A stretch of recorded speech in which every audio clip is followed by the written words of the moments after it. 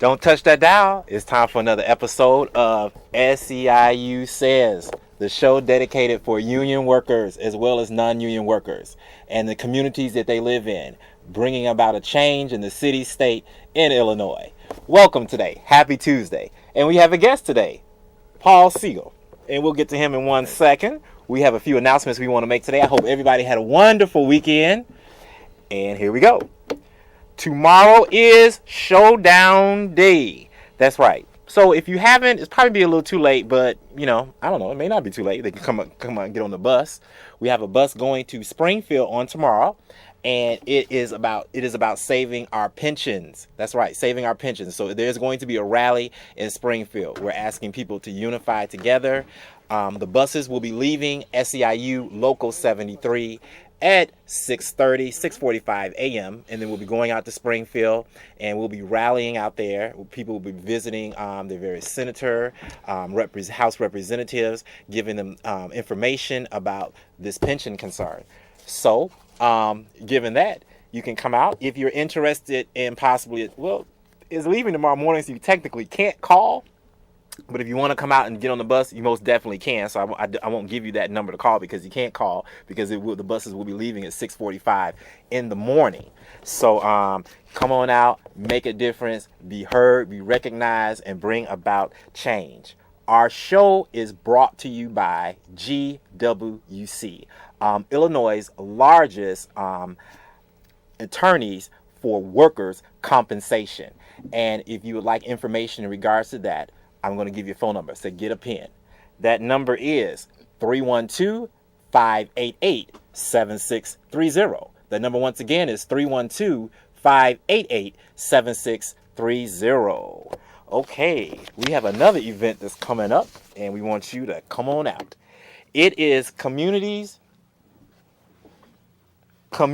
Organized to Win. And if you want to take back the city, then this is what you want to do. If you want to have it, because the primary is coming up, the election is coming up in November, and this is going to be a panel of representatives. We invited people running for governor. We've also invited the governor. We're getting confirmations back from the various people that are going to be there. We have Dorian T. Warren, who is the professor at the Columbia University, and he's also a correspondent for MSNBC, and he will be the mediator that day. So we're going to be asking questions about property taxes. We're going to be asking questions about the pension. We're going to be asking just a whole bunch of questions that we have. So it's going to be at House of Hope.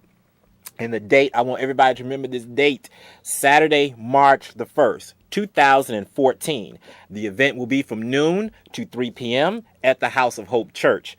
That church is located at 752 East 114th Street in Chicago. That address once again is 752 East 114th Street in Chicago. And it says, attention, Chicago and Chicago area residents, join your neighborhoods as we ask the hard questions about our communities and how the issues are affecting our neighborhoods. Bring your questions and be prepared to vote on March the 18th. Today is last day for registration to vote. So I know you can go down, I believe it's 69 West Washington. So you can double check that. You have until midnight tonight to register to vote. So go on down if you haven't registered to vote so your voice can make a difference in this powerful movement that is coming up. I also want to give some information on the UIC strike. As you know, UIC did go on strike today. Not the graduate school. It was the undergraduate school. And so I just want to read this out for everyone. Okay. While university management continues to disrespect us, meaning the workers, by saying we are underpaid and trying to eliminate our step increase. Step increases are like merit increases, like what you get every year as an increase, for your raise based off of your performance.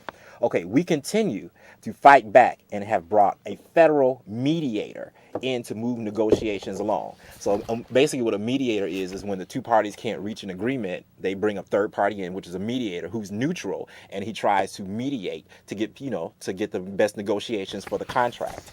Okay, so they rallied in the cold and the snow outside the Board of Trustees meeting last month to show them that we're not backing down from this fight. For the past several months, they have been the university basically told us to accept our jobs, our salaries, and to stop expecting cost of living raises. This is not good enough, and we will do whatever necessary to get a fair contract. So, I mean, I always looked at that. I made a joke with Phil. I was like, well, if no one's getting raises, logically, tuition shouldn't go up, right? So tuition should be the same, because if tuition is going up, you definitely can compensate the people for their work, because they're training some of the greatest minds for tomorrow. So you definitely want to keep those professors to be sharp and happy and feeling good. I'm so excited about today's show. And so I'm going to, I have something I want to plug, and this is very, very important. Call to action. This is a call to action. Call to action. That's right. This is the meeting human needs. The town hall meeting. It's a town hall meeting, everybody. It's Friday, February the 21st, 2014 at 5:30. From 5:30 p.m. to 7:30 p.m. at help me. St. Ita's Church. And that address is? At 1220 West Catalpa, which is, I think, just about a block south of Bryn Mawr. So it's, up there on the north side, yeah. Okay, so you got that address. Free parking if you get there early enough. Free parking? There's a parking lot right by the church, yeah. Okay, so it's a parking lot right by the church, and we're going to talk about that because it's a bill that we're trying to get passed. It's Bill SB 2604, and Phil is the man. He's gonna Paul is the man. We're gonna have Phil next week. Paul is the man. He is gonna break it down and talk about all the greatness of it. Is for community activists, social service workers, legislators will come together on February the 21st to discuss important issues to workers and their clients and their families. Elected officials invited will be Senator Heather Staines, and she will be coming out, right? Right. She'll be there. She's committed. Okay. State Rep. I'm sorry, that was State Senator. State Rep Kelly Cassidy. I'm sorry, Cassidy. Okay, Cassidy. Kelly Cassidy. She will be there, kind of like Kelly Clarkson, American Idol. Kelly Cassidy will be there, and State Rep Greg Harris will be there as well. So mark your calendars. You want to make history, be a part of history. Friday the 21st. And we have a caller real fast. Caller, this is SEIU Says. Hey, how you doing this evening? We're excellent. How are you today? Question. We had these snow days with CPS, and they called us and told us not to come to work. But then when we got our paycheck this coming up Friday, we're 2 days short. Okay. So I'm trying to find what's with that. Okay. You got a pen? I already know that number. Okay. Well, we have a full plate of food today of information for you. And so I want to give my guests appropriate time. And so with those snow days, we do have a resolution of that. And I'm not negating the seriousness of this. But you have that number, 312-588-7630. We've been calling that number all day. No one's been answering. Okay.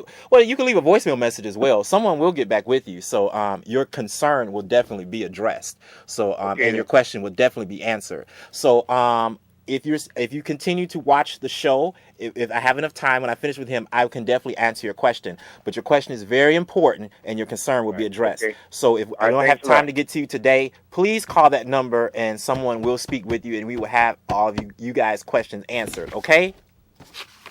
All right. Thank you. Okay.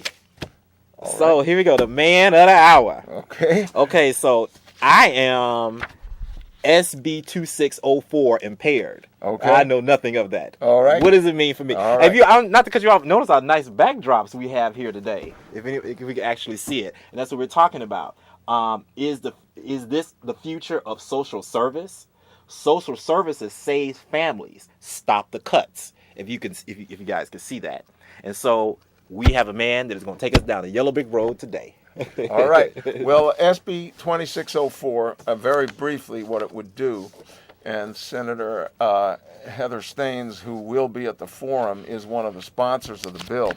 SB 2604 would mandate that the state increase the rates that it pays to community-based agencies for work that is vitally needed for developmentally disabled people, like at group homes, as an alternative to mass mental institutions and those kinds of things.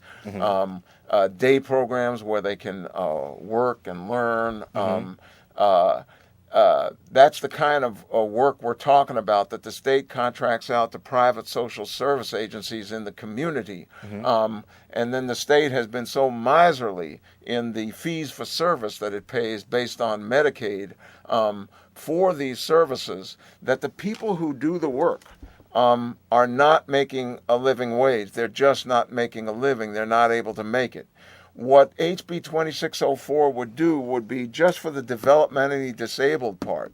I'm going to talk, I represent units that serve not only developmentally disabled people, but people with mental health problems, youth at risk for violence, seniors who are impoverished, people with all kinds of physical disabilities. So it's a broader problem, but you got to start somewhere. And this bill is starting with those who work with developmentally disabled. And it would mandate that the state raise the rates that it pay for the work that is done, and that those rate raises would have to go straight into wage increases for the frontline people who do the work. And that's important. The average it's called direct service personnel, the people who directly work with the people who need the help, not somebody sitting up in an office somewhere, not somebody, some kind of CEO, not some kind of advertising executive. We're talking about the people who do the work with the people who need the services. Correct. And who are not being paid a decent wage. And those direct service personnel would get the benefit, would have that wage, that rate increase go directly into wage increases, $1 per year by the middle of 2014, another $1 per hour, $1 per hour raise by the middle of 2014, another $1 per hour by the middle of 2015, and another one by early 2016, and then 65 cents more. So people could get $3.65 an hour over 3 years worth of raises. Now let me talk, why do we want this? The people that I represent are heroes.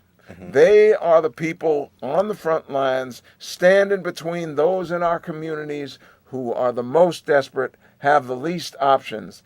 The youth at risk for violence, the developmentally disabled, the senior citizens who are poor, other low-income people, people with serious mental health and physical disabilities. They are standing between those people and just sleeping on the streets, being in prison, being in an impersonal mental institution or nursing home.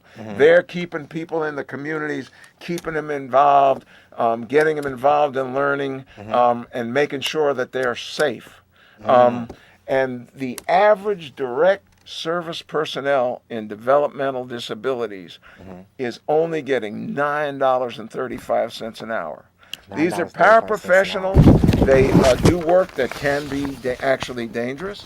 There can be communicable diseases. There can be people sometimes that have violent tendencies. They are doing the heroic work that we need doing if we're going to live in a civilized country. And making an average of $9.35 an hour, which is sub-poverty. These are people who are called to serve those who are poor, and they're made to live in poverty, them and their families. And with the stress of doing the work, and then to have the stress of sub-poverty wages, it's just not acceptable. The state of Illinois is the fifth wealthiest state in the United States. Fifth wealthiest state in the United States, and is at the bottom of the heap. Bottom of the heap in the United States in funding social services like these. We've got to begin to change this, and this bill 2604, SB 2604, is a way to start.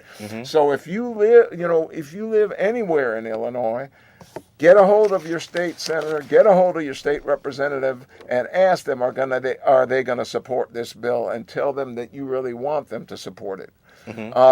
So this bill is about beginning to make a dent in the scandalously low wages and lack of job security and lack of adequate benefits for the people who are doing this vital work. You know, just to step back, what the state did was clever. It contracted out to community-based agencies work that the state itself, through state employees, often used to do. And they knew that from people out there in the community, they would get good, cost-effective work. But then they underfunded it. You see what I'm saying? They underfunded it to save themselves so much money that it then makes it impossible to adequately perform the services, and then people can't make a living doing the work. And we need this work done. I'm sure that almost everybody that's watching this program knows somebody, has a friend or a loved one who is either developmentally disabled, has a mental health problem, has a physical disability, is a senior citizen who's low income, or is a young person at risk for gang violence or criminalization. Those are the kinds of people that are being helped at the community level, but by your friends and neighbors, by people who from your communities who are just called to serve, who get into that line of work. But for them to earn sub-poverty wages, I submit to you, is not acceptable. And we are going to confront that problem at this town hall meeting this coming Friday night, and we urge you to be there. We urge you to be there. And let me just say, we're really excited about this because this is a coalition effort. We're bringing together SEIU Local 73 and communities, a coalition of the willing, the same group that Charlie was just talking about that's sponsoring the March 1st coalition. We're bringing them together with Northside Action for Justice, which is a great community-based organization that I'm actually a rank-and-file member of. I live there in Uptown, of people in Rogers Park and Uptown fighting against displacement by gentrification, fighting for affordable housing, fighting for health care for all. And there's an AFSCME local that represents a lot of the caseworkers that work for Department of Human Services for the state, and they've got issues. And we're going to bring these issues together. So we're going to be making presentations from clients and people that do the work that I'm talking about for the community-based agencies. Then there'll be other panels making presentations about things like cuts in Medicaid. That are creating limitations for people who have complicated health problems that Medicaid will now only pay for 4 medications. Well, what if you need more and you're poor? Then you're desperate.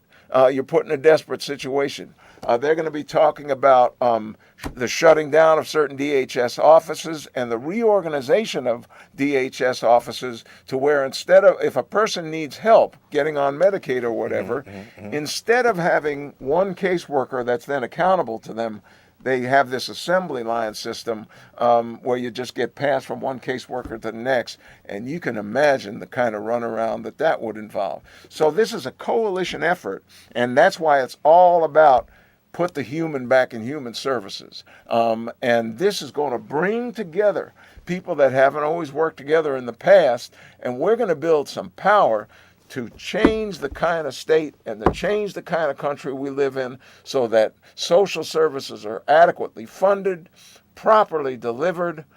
This is what it takes for us to live in a civilized country. And finally, we're going to talk about where's the money going to come from, the revenue that the state needs in order to be able to fund these services. Well, we're going to be talking about the need for a financial transactions tax. There should be a fee paid on each one of these trades that's done at the Chicago Mercantile Exchange. And that money can go into social service programs. We're talking about people who are making a lot of money on these financial trades that aren't necessarily producing a lot for us, right? Because what really crashed the economy a couple of years ago, it was all this financial speculation, right? And gambling with our mortgages and then trading them. So we're not saying we're going to take away all that. We're just saying pay a little fee on each financial transaction, and that can go into the revenues that the state needs to not be at the bottom of the heap in the fifth wealthiest state in the country anymore funding social services. And also for a progressive state income tax. That is, we want a tax cut for working people. But if we raise the rates, have a progressive tax like we do at the federal level, and raise the rates for those making more than $200,000 a year, that will generate billions of dollars in revenue and permit us to fund these social service programs, and also save our pensions and all the things that we need to do. Pension, so that's another story. Right, that's another story. And we have a caller right now. Okay. And I don't think I introduced you, did I? Paul Siegel. Right. He is the division director for the Human Services and Service Employment International Union 73. So Paul's a great guy. And we have a caller. This is SEIU Says. How are you today? I'm fine. How are you? We're excellent. Okay. Yes, you've been talking a few minutes now. You haven't mentioned again the bill. What is it? SB 2604. SB 2604.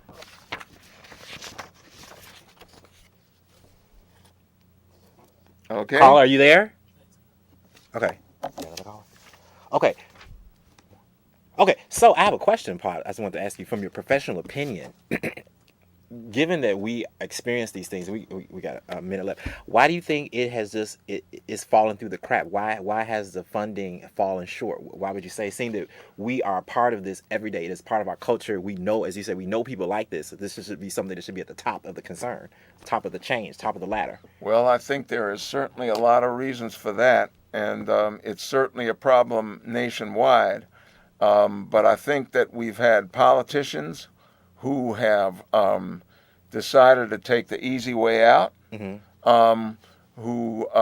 we've had a whole right-wing initiative in this country to weaken labor unions, to weaken the public sector unions, and to kind of create the idea of we want to, quote-unquote, get government off our backs. But if we're going to live in a civilized society, we need a real public sector, a vibrant public sector. We as citizens have to monitor that and make sure there's no waste and make sure it goes to the right things. So what has happened is really a race to the bottom in terms of the funding of what's needed by those most in need, at the same time that we've kind of driven industry out of the country and gotten into financial speculation and increased the disparities of wealth in this country. Okay. We need more time, so we're definitely having him back. I do apologize, everyone, but thank you for having me. No, thank you for coming. Okay, so this event is going to be this Friday, February the 21st. What's that address? 1220 West Catalpa. That's off of Bryn Mawr. So you come on out. We'll see you next week. Same bat time, same bat channel. Remember, we are stronger together. We thank you for watching SEIU Says. Have a great day. Y'all come back. You hear?